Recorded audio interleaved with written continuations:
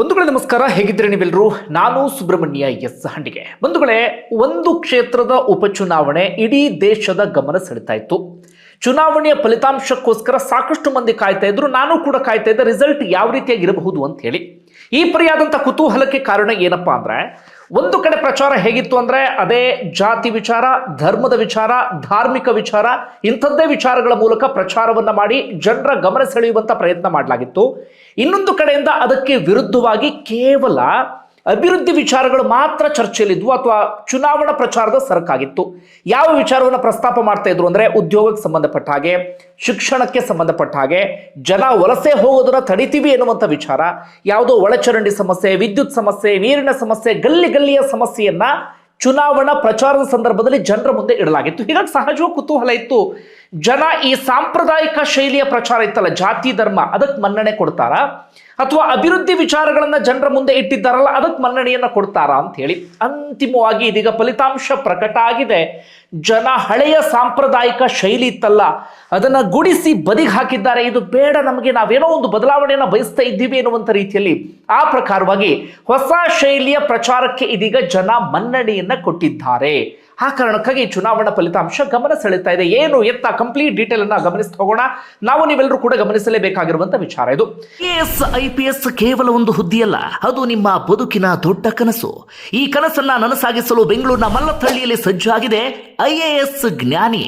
ಆಗಸ್ಟ್ನಿಂದ ಹೊಸ ಆಫ್ಲೈನ್ ಮತ್ತು ಆನ್ಲೈನ್ ಬ್ಯಾಚ್ಗಳು ಆರಂಭ ಆಗ್ತಿದೆ.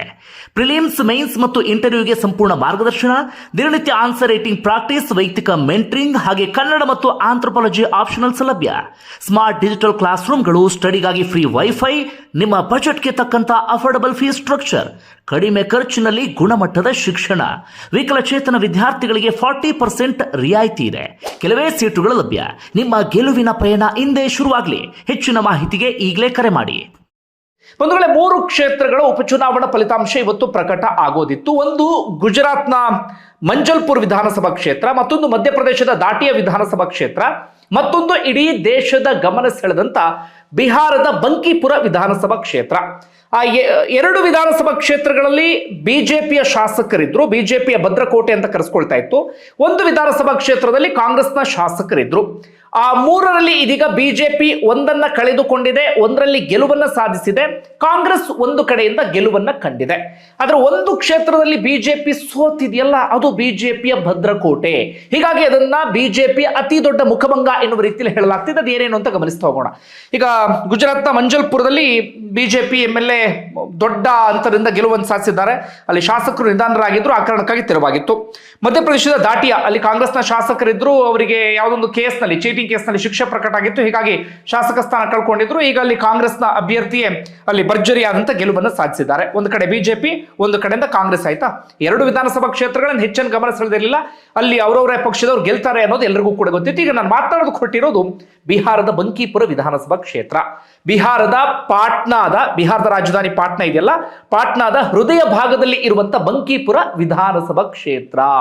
ಯಾವ ಕಾರಣಕ್ಕಾಗಿ ಈ ಬಾರಿ ಗಮನ ಸೆಳೀತು ಅಂತ ನಾವು ಗಮನಿಸ್ತಾ ಹೋಗೋದಾದ್ರೆ, ಒಂದುಗಳಲ್ಲಿ ಯಾಕೆ ಚುನಾವಣೆ ನಡೆಯಿತು ಅನ್ನೋದು ನಾವು ಮೊದಲು ತಿಳ್ಕೊಳ್ಬೇಕಾಗುತ್ತೆ. ನಿತಿನ್ ನಿಬಿನ್ ಇದ್ರಲ್ಲ, ಸದ್ಯ ಬಿಜೆಪಿಯ ರಾಷ್ಟ್ರೀಯ ಅಧ್ಯಕ್ಷರು. ಅವರು ನಿರಂತರವಾಗಿ ಬಂಕಿಪುರದಲ್ಲಿ ಗೆಲುವನ್ನ ಸಾಧಿಸುತ್ತೂ ಬರ್ತಾ ಇದ್ರು. ಅದು ಬಿಜೆಪಿಯ ಭದ್ರಕೋಟೆ ಆಗಿತ್ತು. ಬಿಜೆಪಿ ತನ್ನ ಸಂಪೂರ್ಣವಾದಂತಹ ಹಿಡಿತದಲ್ಲಿ ಇಟ್ಕೊಂಡಿರುವಂತಹ ವಿಧಾನಸಭಾ ಕ್ಷೇತ್ರ ಆಗಿತ್ತು. ನಿತಿನ್ ನಿಬಿನ್ ರಾಜ್ಯಸಭಾ ಮೆಂಬರ್ ಆದ್ರು, ಅಂತಿಮವಾಗಿ ಬಿಜೆಪಿಯ ರಾಷ್ಟ್ರೀಯ ಅಧ್ಯಕ್ಷರಾದ್ರು. ಹೀಗಾಗಿ ತಮ್ಮ ಶಾಸಕ ಸ್ಥಾನಕ್ಕೆ ರಾಜೀನಾಮೆ ಕೊಡುವಂತ ಪರಿಸ್ಥಿತಿ ಎದುರಾಯ್ತು. ಹೀಗಾಗಿ ಆ ಕ್ಷೇತ್ರ ತೆರವಾಗಿತ್ತು. ಅದಾದ ಬಳಿಕ ಇತ್ತೀಚೆಗೆ ಯಾಕೆ ಗಮನ ಸೆಳೀತು ಅಂದ್ರೆ, ಇತ್ತೀಚೆಗೆ ಸಿಜೆಪಿ ಪ್ರತಿಭಟನೆ, ವಿದ್ಯಾರ್ಥಿಗಳ ಪ್ರತಿಭಟನೆ ಅಂತದೆಲ್ಲವೂ ಕೂಡ ಆಯ್ತಲ್ಲ. ಪ್ರತಿಭಟನೆಯ ಬಳಿಕ ನಡೀತಿರುವಂತಹ ಚುನಾವಣಾ ಫಲಿತಾಂಶ ಹೇಗೆ ಬರಬಹುದು ಎನ್ನುವ ಕುತೂಹಲವೂ ಕೂಡ ಇತ್ತು. ಯಾಕಂದ್ರೆ ದೇಶದ ಗಮನ ಸೆಳೆದಂತ ವಿಧಾನಸಭಾ ಕ್ಷೇತ್ರ. ಅಲ್ಲಿ ಬೇರೆ ಯಾರು ಕ್ಯಾಂಡಿಡೇಟ್ಸ್ಗಳು ಸ್ಪರ್ಧೆ ಮಾಡಿದ್ರೆ ಈ ಪರಿಯಾದಂತ ಗಮನ ಸೆಳೆತಿತ್ತೋ ಗೊತ್ತಿಲ್ಲ. ಬಿಜೆಪಿ ಕೂಡ ಆರಾಮಾಗಿ ಗೆಲುವನ್ನು ಸಾಧಿಸ್ತಾ ಇತ್ತು. ಆದ್ರೆ ದಿಢೀರಂತ ಅಲ್ಲಿ ಎಂಟ್ರಿ ಕೊಟ್ಟಂತವ್ರು ಯಾರು ಅಂದ್ರೆ ಪ್ರಶಾಂತ್ ಕಿಶೋರ್, ಜನ್ ಸುರಾಜ್ ಪಾರ್ಟಿಯ ಪ್ರಶಾಂತ್ ಕಿಶೋರ್, ಚುನಾವಣಾ ತಂತ್ರಜ್ಞ, ದಿಢೀರ್ ಅಂತ ಹೇಳಿ ಎಂಟ್ರಿ ಕೊಟ್ಟು ಬಿಟ್ಟರು. ಈಗ ಚುನಾವಣಾ ಫಲಿತಾಂಶ ಪ್ರಕಟ ಆಗಿದೆ. 15,000ಕ್ಕೂ ಅಧಿಕ ಮತಗಳಿಂದ, ಯಾರೂ ಕೂಡ ನಿರೀಕ್ಷೆ ಮಾಡದ ರೀತಿಯಲ್ಲಿ ಪ್ರಶಾಂತ್ ಕಿಶೋರ್ ಇದೀಗ ಗೆಲುವನ್ನ ಸಾಧಿಸಿದ್ದಾರೆ. ಬಿಜೆಪಿಯ ಅಭ್ಯರ್ಥಿಯಾಗಿರುವಂತಹ ನೀರಜ್ ಕುಮಾರ್ ಇದೀಗ ಹೀನಾಯವಾದಂತ ಸೋಲನ್ನ ಕಂಡಿದ್ದಾರೆ. ಬಿಜೆಪಿಯ ಭದ್ರಕೋಟೆ ಇದೀಗ ಛಿದ್ರ ಆಗಿದೆ. ಬಿಜೆಪಿ ನಾಯಕರ ಇದೀಗ ತಲೆ ಕೆಡಿಸಿಕೊಳ್ಳುವ ರೀತಿಯಲ್ಲಿ ಆಗಿಬಿಟ್ಟಿದೆ. ಯಾಕಂದ್ರೆ ಬಿಜೆಪಿ ನಾಯಕರು ಅಲ್ಲಿ ಭರ್ಜರಿಯಾದಂಥ ಪ್ರಚಾರವನ್ನ ಮಾಡಿದ್ರು. ಪ್ರಮುಖ ಬಿಜೆಪಿಯ 40 ನಾಯಕರು ಅಲ್ಲೇ ಮೊಕ್ಕಾಮನ್ನ ಹೂಡಿದ್ರು. ಜೊತೆಗೆ ಅದು ನಾನು ಹೇಳ್ದಂಗೆ 35 ವರ್ಷಗಳಿಂದ ಬಿಜೆಪಿಯ ಭದ್ರಕೋಟೆ ಆಗಿತ್ತು. ಅಲ್ಲಿ ಬಿಜೆಪಿನ ಶೇಕ್ ಮಾಡೋದೇ ಕಷ್ಟ ಎನ್ನುವಂಥ ಪರಿಸ್ಥಿತಿಯಲ್ಲಿತ್ತು. ಜೊತೆಗೆ ಇನ್ನಷ್ಟು ಸ್ಟ್ರಾಂಗ್ ಆಗಿ ಸ್ಪರ್ಧೆ ಮಾಡಬೇಕು ಎನ್ನುವ ಕಾರಣಕ್ಕಾಗಿ ಮೊದಲಿಗೊಬ್ಬರಿಗೆ ಟಿಕೆಟ್ ಅನ್ನು ಕೊಟ್ಟಿದ್ರು. ಅವ್ರು ನಾಮಪತ್ರ ಸಲ್ಲಿಸಿದ ಮಾನ್ಯ ದಿನವೇ ನಾಮಪತ್ರವನ್ನು ವಾಪಸ್ ತೆಗೆಸ್ಕೊಂಡ್ರು ಅವರಿಂದ.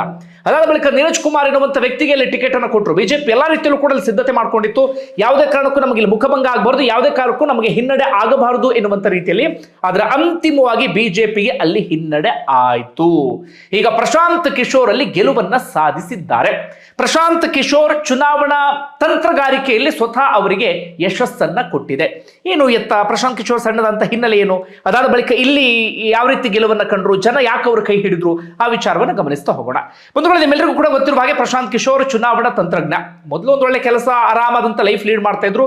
2011ರಲ್ಲಿ ರಾಜಕೀಯ ಅಂತ ಹೇಳಿ ಪ್ರವೇಶವನ್ನ ಮಾಡ್ತಾರೆ. ರಾಜಕೀಯ ಅಂದ್ರೆ ಚುನಾವಣೆ ಸ್ಪರ್ಧೆ ಮಾಡೋದ್ರಲ್ಲಿ ಚುನಾವಣಾ ತಂತ್ರಜ್ಞರಾಗಿ 2013-14ರ ಸಂದರ್ಭದಲ್ಲಿ ಲೋಕಸಭಾ ಚುನಾವಣೆಯಲ್ಲಿ ನರೇಂದ್ರ ಮೋದಿ ಗೆಲುವಿನಲ್ಲಿ ಪ್ರಮುಖ ಪಾತ್ರವನ್ನು ವಹಿಸಿದಂತವರು ಇದೇ ಪ್ರಶಾಂತ್ ಕಿಶೋರ್. ಅವರ ಚುನಾವಣಾ ತಂತ್ರಗಾರಿಕೆ ಆ ಸಂದರ್ಭದಲ್ಲಿ ವರ್ಕೌಟ್ ಆಯಿತು.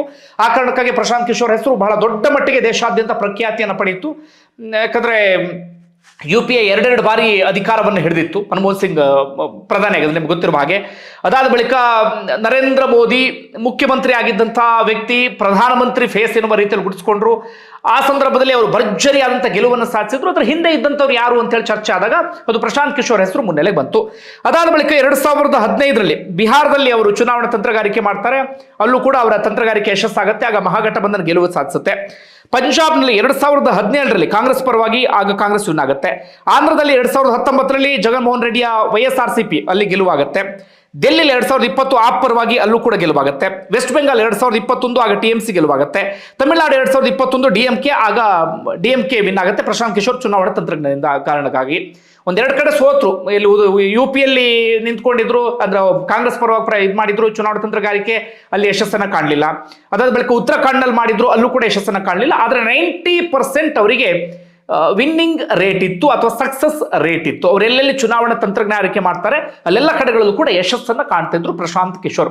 ಅಂತಿಮವಾಗಿ ಅವರು ಅಂದ್ಕೊಂಡ್ರು, ನಾನು ಇನ್ಮೇಲೆ ಚುನಾವಣಾ ತಂತ್ರಗಾರಿಕೆ ಮಾಡೋದು ಬೇಡ, ನಾನೇ ಚುನಾವಣೆಗೆ ಸ್ಪರ್ಧೆಯನ್ನ ಮಾಡಬೇಕು ಅಂತ ಹೇಳಿ.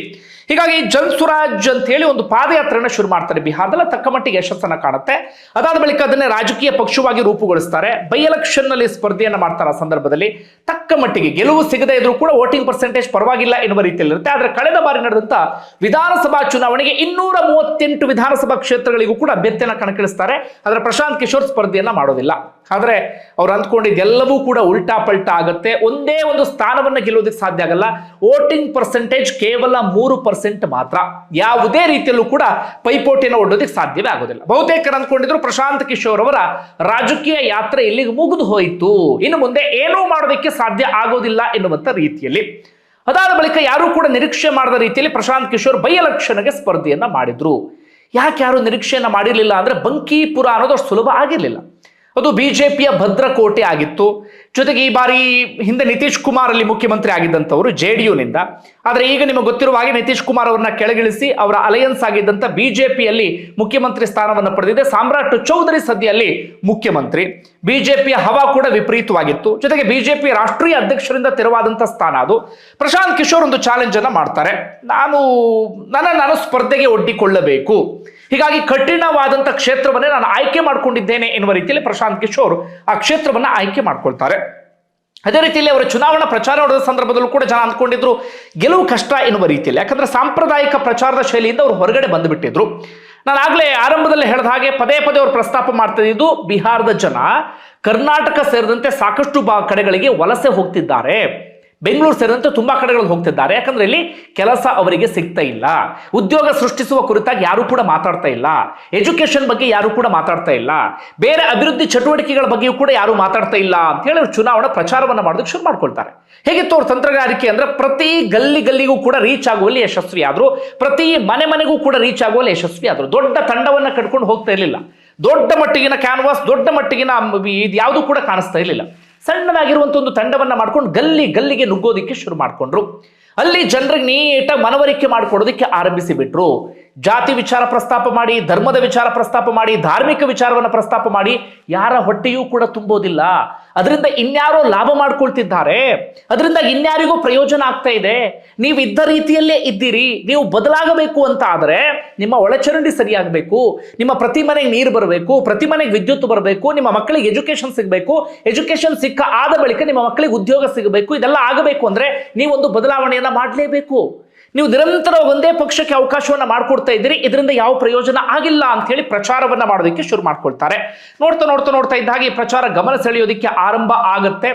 ಒಂದು ಹಂತಕ್ಕೆ ಎದುರಾಳಿಗಳಿಗೆ ಅನ್ಸೋದಕ್ಕೆ ಶುರುವಾಗುತ್ತೆ, ಈ ಬಾರಿ ಯಾಕೋ ಪೆಟ್ಟು ಬೀಳುವ ರೀತಿಯಲ್ಲಿ ಕಾಣಿಸ್ತಾ ಇದೆ ಎನ್ನುವಂತ ರೀತಿಯಲ್ಲಿ ಅಂತಿಮವಾಗಿ ಇದೀಗ ಬಿಜೆಪಿ ಮುಖಭಂಗವನ್ನ ಅನುಭವಿಸುವ ರೀತಿಯಲ್ಲಿ ಬಂಕೀಪುರದಲ್ಲಿ ಸೋಲನ್ನ ಕಂಡಿದೆ. ಪ್ರಶಾಂತ್ ಕಿಶೋರ್ ಭರ್ಜರಿಯಾದಂತ ಗೆಲುವನ್ನ ಕಂಡಿದ್ದಾರೆ. ಜನ ಇದೀಗ ಅಭಿವೃದ್ಧಿಗೆ ಮತವನ್ನ ಹಾಕುವುದನ್ನ ಅಭ್ಯಾಸ ಮಾಡ್ಕೊಂಡಾಗ ಕಾಣಿಸ್ತಾ ಇದೆ. ವೋಟಿಂಗ್ ಪರ್ಸೆಂಟೇಜ್ ಜಾಸ್ತಿ ಇರಲಿಲ್ಲ, ಬರೀ 34% ಅಷ್ಟೇ ಇತ್ತು ವೋಟಿಂಗ್ ಪರ್ಸೆಂಟೇಜ್. ಯಾಕಂದ್ರೆ ಜನ ಬೆಸತ್ತು ಹೋಗ್ಬಿಟ್ಟಿದ್ರು ಪದೇ ಚುನಾವಣೆ ನಂತರ ಅಲ್ಲಿ ಯಾವುದೇ ಇದಾಗದೇ ಇದ್ದು. ಬಿಹಾರದಲ್ಲಿ ವೋಟಿಂಗ್ ಪರ್ಸೆಂಟೇಜ್ ಕಡಿಮೆ, ಬಂಕೀಪುರದಲ್ಲಿ ಕಳೆದ ಬಾರಿ ಆಗಿದ್ದೆ ಬರೀ 41%, ಅದಕ್ಕೂ ಹಿಂಚೆನೆ ಆಗ್ತಿದ್ದು ಅಷ್ಟೇನೆ. ಈ ಬಾರಿ ಅದಕ್ಕಿಂತಲೂ ಸ್ವಲ್ಪ ಕಡಿಮೆ ಆಗಿತ್ತು ಬೈ ಎಲೆಕ್ಷನ್ ಅಲ್ಲಿ. ಆದ್ರೆ ಅಂತಿಮವಾಗಿ ಇದೀಗ ಪ್ರಶಾಂತ್ ಕಿಶೋರ್ ಕಡಿಮೆ ವೋಟಿಂಗ್ ಪರ್ಸೆಂಟ್ನಲ್ಲೇ ಭರ್ಜರಿಯಾದಂಥ ಗೆಲುವನ್ನು ಸಾಧಿಸುವಲ್ಲಿ ಯಶಸ್ವಿ ಆಗಿದ್ದಾರೆ. ಬಿಹಾರದ ಜನ ಅಂದಾಗ ಅಥವಾ ಅಲ್ಲಿ ಬಹುತೇಕ ತಲೆಗೆ ಬರ್ತಿದ್ದಾರೆ ಒಂದು ಹಣ ಇಲ್ಲ ಬೇರೆ ಯಾವುದಕ್ಕೂ ಮಣೆಯನ್ನು ಹಾಕ್ತಾರೆ ಅಂತೇಳಿ. ಆದರೆ ಅಂತಿಮವಾಗಿ ಜನ ಏನೋ ಬೇರೆಯದನ್ನ ಯೋಚನೆ ಮಾಡಿದ ರೀತಿಯಲ್ಲಿ ಕಾಣಿಸ್ತಾ ಇದೆ. ಹೆಂಗಿತ್ತು ಚುನಾವಣಾ ಪ್ರಚಾರ ಸಂದರ್ಭದಲ್ಲಿ ಹೇಗೆ ಬಿಂಬಿತ ಆಗಿತ್ತು ಅಂದ್ರೆ ಚುನಾವಣಾ ಅಂದ್ರೆ ಪ್ರಚಾರ ಅದು ಇದು ಎಲ್ಲವೂ ಕೂಡ ಈ ಬಂಕೀಪುರದ ರಿಸಲ್ಟ್ ಇಡೀ ಸ್ಟೇಟ್ ಮೇಲೆ ಪರಿಣಾಮ ಬೀರುವಂತ ಸಾಧ್ಯತೆ ಇದೆ ಎನ್ನುವಂತ ರೀತಿಯಲ್ಲಿ. ತಮಿಳುನಾಡಲ್ಲಿ ನಾವು ಗಮನಿಸಿದ್ವಿ, TVK ವಿಜಯ್ ಅಂಥದ್ದೇ ಒಂದು ಮ್ಯಾಜಿಕ್ ಅನ್ನ ಮಾಡಿದ್ರು. ಹಣ ಹೆಂಡ ಯಾವುದನ್ನು ಹಂಚದೆ ಗೆಲುವನ್ನು ಸಾಧಿಸಿದ್ರು. ಜನ್ ಸುರಾಜ್ ಪಾರ್ಟಿ ಕಳೆದ ಚುನಾವಣೆಯಲ್ಲಿ ಅಂತ ಪ್ರಯತ್ನವನ್ನ ಮಾಡಿ ಕೈ ಸುಟ್ಕೊಂಡಿತ್ತು. ಈ ಬಾರಿ ಬೈ ಎಲೆಕ್ಷನ್ ಅಲ್ಲಿ ಅದು ಯಶಸ್ಸನ್ನ ಕಂಡಿದೆ. ಮುಂದೆ ಹೇಳಕ್ಕಾಗಲ್ಲ, ಅದು ಕೈ ಹಿಡಿದರೂ ಹಿಡಿಯಬಹುದು. ಬಂಧುಗಳೇ, ಏನನ್ಸುತ್ತೆ ನಿಮಗೆ? ಕಮೆಂಟ್ ಬಾಕ್ಸ್ ಅಲ್ಲಿ ಮೆನ್ಷನ್ ಮಾಡಿ. ಧನ್ಯವಾದ ವಿಡಿಯೋ ನೋಡಿದ್ದಕ್ಕಾಗಿ.